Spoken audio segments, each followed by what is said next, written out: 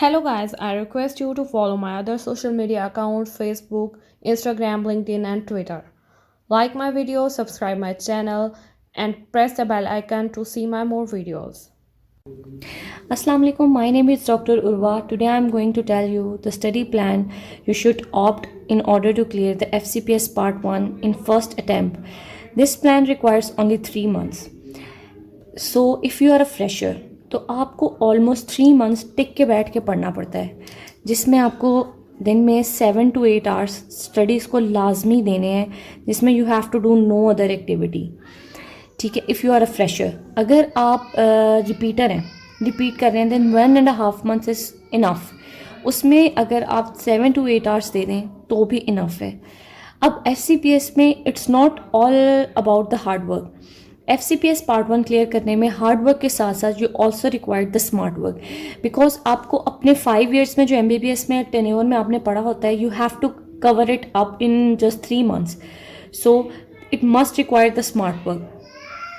तो आपने जो इसमें मेन बुक जो आपकी थ्योरी वाइज होती है, जो मेन बुक है वो आपकी है first aid. You can't ignore this book. Very important book, CPSP favourite. Even इसकी स्टेटमेंट्स उठ के CPSP के पेपर में आती हैं. जो आपका पार्ट 1 का पेपर आता है उसमें इसकी स्टेटमेंट्स आती हैं. अब फर्स्ट एड भी क्या कहते हैं, बहुत से लोगों को कंसेप्ट कहते हैं कि वो कंसेप्ट बिल्डिंग नहीं करती, क्योंकि ये एक पूरा सिस्टम होता है. उन्होंने जिस तरह अगर CVS होगा तो उसमें सबसे पहले उन्होंने उसकी एनाटमी बताई है, then they tell the physiology, then there is a complete chapter for the pathology. तो 1 चैप्टर में वो anatomy, physiology, pathology and it's pharmacology, वो चारों पोर्शन को कवर कर रहा होता है.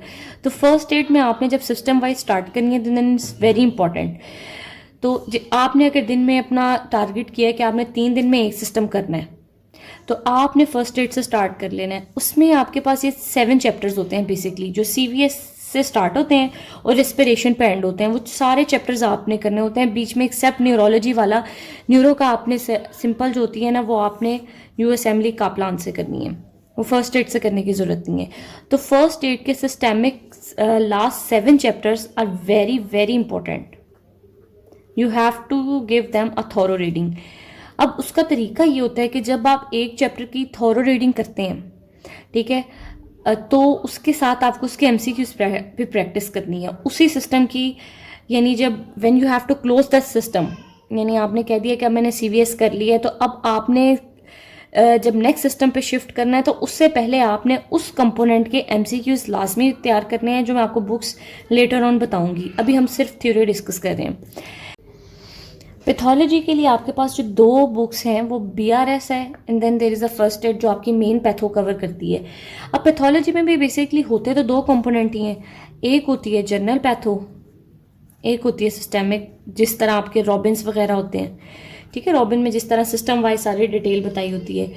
जो आपके पास जनरल पैथोलॉजी है ना, वो आपने फर्स्ट 6 चैप्टर्स, आपने वो फर्स्ट 6 चैप्टर्स BRS से करने हैं. ठीक है, वो फर्स्ट 6 चैप्टर्स आपके BRS से होंगे. उनमें अगर आपके पास टाइम हो, if you have the time, then you should co related with first aid. Otherwise BRS आपको पूरी नहीं पढ़नी, उसके सिर्फ फर्स्ट 6 चैप्टर्स होते हैं, बाकी सारा आपका ऊपर फर्स्ट एड में कवर हो जाता है. जो फर्स्ट एड के अलावा in my perspective the second most important book is the physiology की BRS. ये बहुत इंपॉर्टेंट है for the concept building. Mainly आपके पास इंटरनल मेडिसिन में ये रहता है कि जिस तरह अगर सर्जरी का पेपर है, तो they used to focus more on anatomy. But if you want to clear your FCPS in internal medicine, yeah, in the radiology, then you have to be very clear about your concepts in physiology. They ask a lot about physiology. There are very much questions in the paper जो physiology से related होते हैं. तो physiology की आपके पास concept building is very important. So as it's the 3 months plan, so you don't have a time to read all the guidance. So just opt for BRS. जब आपने BRS physiology, जिस तरह when I have started my part 1 preparation, तो मेरा मशवरा ये है कि आप BRS फिजियोलॉजी से स्टार्ट करें. जब आपके पास सारे सिस्टम फिजियोलॉजी उनकी कवर हो जाए, then shift to first aid. फिर आप फर्स्ट एड के रट्टे लगा लें, जिसकी एनाटमी पोर्शन पहले करें, फिर फिजियोलॉजी करें, देन पैथोलॉजी. जो पैथोलॉजी आपके पास जनरल पैथोलॉजी है, वो आप अपने सिर्फ एंड के लिए छोड़ दें। जब आप अपनी ये 2 चीज़ें कवर कर लें then shift to the BRS pathology. Anatomy जो है उसके लिए आपके पास just you have to do the Snell's review. This book is enough and one read, genuinely I mean it, is enough. Anatomy में स्नेल्स रिव्यू इज इनफ और one read almost इसको, यानी अगर आप एनाटमी को ख़त्म कर देते हैं तो मेरे ख्याल से अगर आप बहुत भी लिंगर ऑन करें तो then it requires only 10 days to focus. For the neurology आपको जो बुक रिक्वायर्ड होती है, जो मोस्ट इंपॉर्टेंट इंटरनल मेडिसिन के बच्चे इग्नोर कर देते हैं, वो है न्यूरोलॉजी का टॉपिक। वो आपने लाजमी करना है। इसके ऑलमोस्ट 3 to 5 क्वेश्चंस ऐसे होते हैं जो पेपर में लाजमी आते हैं, तो आप इसको पार्ट इग्नोर नहीं कर सकते। तो आपने इसको एक थॉरो रीडिंग तो देनी है। वो आप कापलान बुक्स जो USMLE की होती है उससे एक दफ़ा आपको पढ़ना पड़ता है, उसी से ही पढ़ें। जो फर्स्ट एड में आप जब CVS टू रेस्पिरेशन तक जाते हैं, सबसे 7 से लेके आखिरी चैप्टर जो CVS में मैंने आपसे कहा सिस्टेमिक का करना है, उसमें बीच में न्यूरोलॉजी भी आती है। वो कंपोनेंट बेशक आप छोड़ दें, लेकिन न्यूरोलॉजी आपने कापलान बुक से करनी है, इज़ मोर देन इनफ। ये तो हो गया आपका थ्योरी का plan. It also require only 10 days। बीच में आपने सिर्फ 5 days रखने हैं, जिसमें आपने माइक्रो 2 days माइक्रो को देने हैं, 1 day हिस्टो को देंगे आप, ठीक है। And the 1 day is enough if you want to read the biochem. In my perspective मैंने ये जो 4 कंपोनेंट थे इनको थॉरो रीडिंग नहीं दिया। I will tell you later कि मैंने ये 4 कंपोनेंट कैसे कवर किए थे। अच्छा, अब FCPS में बहुत से बच्चे, मैंने आपको पहले भी बताया कि ये प्रेफर करते हैं कि वो थ्योरी को मल्टीपल टाइम्स रिपीट करते जाते हैं, बट इट्स क्वाइट यूजलेस, क्योंकि आपका इसमें जो पूल रिपीट होता है वो बहुत ज़्यादा आपके पास्ट पेपर से होता है। और जो मेन बुक्स आपको, ये तो होता है कंसेप्ट बिल्डिंग, जो मेन बुक्स आपको पास करवाती हैं ना, विच यू कांट इग्नोर, वो होती हैं आपके पास MCQs बुक्स। उसमें आपने जो मोस्ट इंपॉर्टेंट MCQs बुक है ना, वो आपके पास होती है Rabia Ali. I must suggest, कुछ मेडिकल प्रेफर करते हैं, कुछ कोई और प्रेफर कर देते हैं, but in my perspective Rabia Ali is the best book I have ever seen to prepare for the FCPS part 1. Either it is internal medicine, either you are going to appear in the gynae paper or radiology or surgery. Rabia Ali is the must do books along with the first aid. First aid की तरह Rabia Ali is must.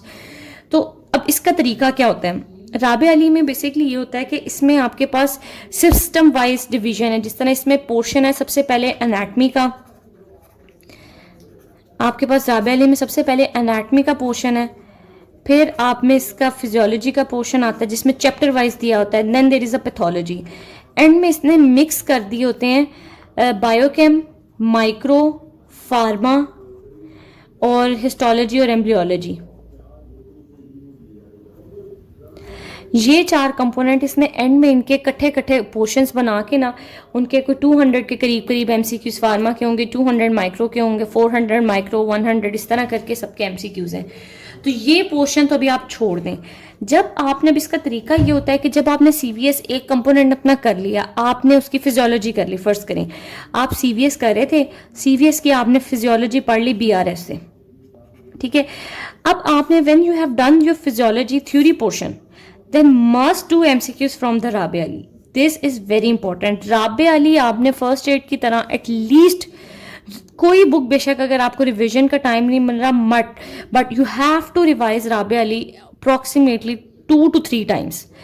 इसकी revision required है 3 times, तो आपको इसको complete करना ही करना है। मेनली इसका फिजियोलॉजी, एनाटमी और पैथोलॉजी का पोर्शन वो आपने लाजमी रिपीट करना है। आपने CVS से BRS पढ़ा, साथ ही आपने राबिया अली के MCQs कर लिए। फर्स्ट एड से आपने CVS का पूरा कंपोनेंट कंप्लीट किया, तो आपने पैथोलॉजी भी कर लिया, एनाटमी भी कर ली राबिया अली से।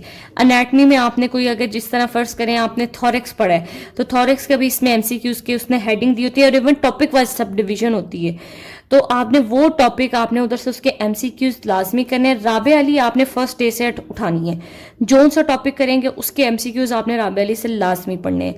नेक्स्ट बुक जो मैंने अपने पार्ट 1 के क्लियर में अडॉप्ट की थी, दैट इज द रफ़ीउल्लाह। लोग रफ़ीउल्लाह और SK13 इन दोनों में से कोई एक बुक सेलेक्ट करते हैं।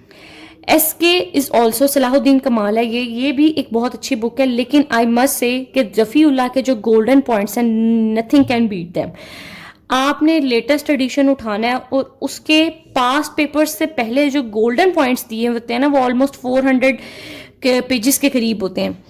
आपने वो रफ़ीउल्लाह के वो गोल्डन पॉइंट्स लाजमी करने हैं। 40 डेज पहले आपने रफ़ीउल्लाह उठा लेनी है, जिसमें आपने कम से कम इसको 2 टाइम्स रिवाइज करके जाना है उसके गोल्डन पॉइंट्स को। बाज़ औक़ात होता है कि वो सिर्फ गोल्डन पॉइंट्स ही रिपीटेडली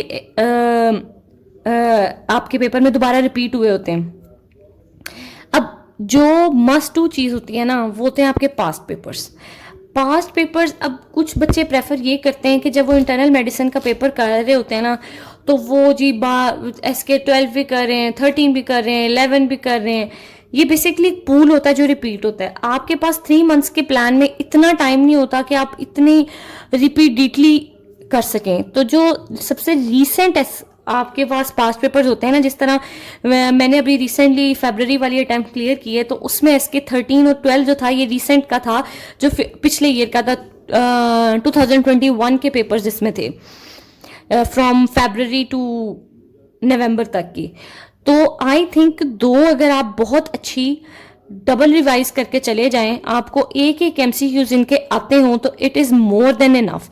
इसमें आपने सब डिवीजन ये करनी है कि 2 मंथ्स बिफोर ना, यानी जो आपकी रिस्पेक्टेड डेट आई है उससे 2 महीने पहले आपने डेली का एक पेपर करना है। 1 पेपर अगर आप थॉरली और प्रॉपरली करें, यानी उसको अगर सही तरह logical, there is always a logic. आपने हर MCQs जो पढ़ना है, FCPS की पेपर को पास करने का एक तरीका ये होता है कि एक तो रट्टा बहुत रिक्वायर्ड होता है, बट कुछ भी रट्टा आपको ना वो मिक्स हो जाता है। कोई ना कोई लॉजिक, कोई ऐसी लॉजिक उसमें फिट कर दें जो आप जिससे आपको वो याद रहे। इससे ये होगा कि अगर स्टेटमेंट इवन वो रिवर्स भी कर देना, तो आपको वो लॉजिक याद रह जाती है और आप वो फिर आके प्रोसीड कर देते हैं।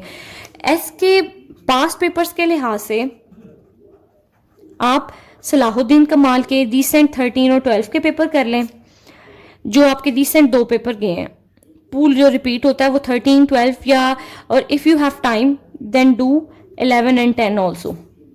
यानी 4 सालों के या 4 बुक्स होती हैं, ये कर लें। लेकिन अगर आप एक पूरा ईयर भी कवर कर लेते हैं ना, तो मेरे ख्याल से इट्स मोर देन इनफ। उसी को अगर आप अच्छी 2 दफ़ा 2 टाइम्स रिपीट करके चले जाएं, तो SK is enough. Past papers के लिए SK, गोल्डन पॉइंट्स के लिए रफ़ीउल्लाह। अब जो एक बुक आती है जिसको हम सब कहते हैं तनवीर नोट्स करना इसलिए ज़रूरी है क्योंकि इसकी स्टेम्स रिपीट होती हैं। इसमें ना just it's not for the concept building, क्योंकि रफ़ीउल्लाह में फिर थोड़ा मेमोराइज करने के लिए उन्होंने कुछ ऐसे लिखा होता है कि आपको वो चीज़ें याद रह जाती हैं। तनवीर नोट एटलीस्ट 3 रिवीजन मांगती है, 3 टाइम्स इसको आपने रिवाइज करना है। इसमें भी अब जो तनवीर नोट्स उन्होंने नया एडिशन निकाला है, इट्स वेरी गुड, क्योंकि वो आपके लिए आसान है। वो इस तरह आसान है कि जब आप तनवीर नोट्स करते हैं ना, तो जिस तरह आपने CVS किया, उसके आपने एक टॉपिक कवर किया, फिजियोलॉजी, पैथोलॉजी, एनाटमी और सारा, उसके बाद उसके राबिया अली से MCQs कर लिए, देन आप तनवीर नोट से एक रीड दे दें। तनवीर नोट्स आपने रट्टाफाई नहीं करने, उसको आपने 2 से 3 दफ़ा रीड देनी है सिंपल। और जब आपके बिल्कुल एंड का टाइम होगा, जिस तरह बिल्कुल ही 10 डेज रह जाते हैं या पेपर से पहले कुछ चीज़ है, at the time of paper 4 दिन पहले आप रिवीजन करना चाहते हैं, तो तनवीर नोट के रिपीटेडली आस्क पूल उन्होंने दिया होता है अपना ऑप्शंस में, वो करके चले जाएं। लेकिन एटलीस्ट 3 टाइम्स आपने ये 4 बुक्स जो हैं, राबिया अली, रफ़ीउल्लाह, SK, तनवीर, ये आप अगर कर जाते हैं पेपर में, थ्योरी को जस्ट 1 से 2 दफ़ा आपने रीड दी है,